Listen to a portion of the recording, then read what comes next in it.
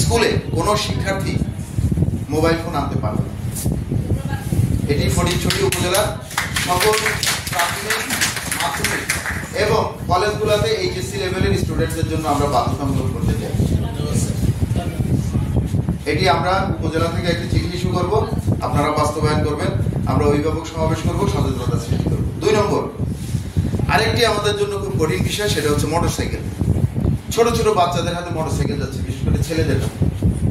বিশেষ করে আমি মনে হয় ইন্টারমিডিয়েটের কিছু স্টুডেন্ট মোটরসাইকেল ব্যবহার করে, 9, 10 এর স্টুডেন্ট ব্যবহার করে মোটরসাইকেল।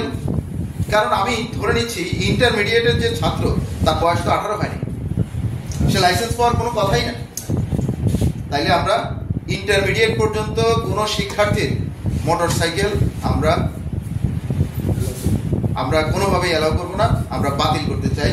কোনো শিক্ষা প্রতিষ্ঠানে কোনো শিক্ষার্থী মোটরসাইকেলে আসতে পারবে না এবং কোনো অভিভাবক ইন্টারমিডিয়েট পর্যন্ত কোনো স্টুডেন্টকে মোটরসাইকেল দিতে পারবে না।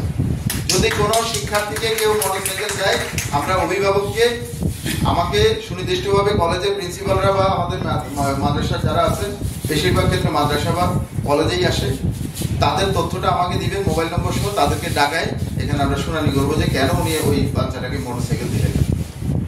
প্রশ্ন আসতে পারে দূর দূরান্ত থেকে আসে, দূর দূরান্ত থেকে আসলে ইন্টারমিডিয়েট পড়া একটা ছাত্রকে মোটরসাইকেল দেওয়ার কোনো সুযোগ নাই। সে বয়স 18 হয় নাই, তার ভিতরে বোধ বুদ্ধি হয় নাই যে এই মোটরসাইকেলটা সে কিভাবে ব্যবহার করবে।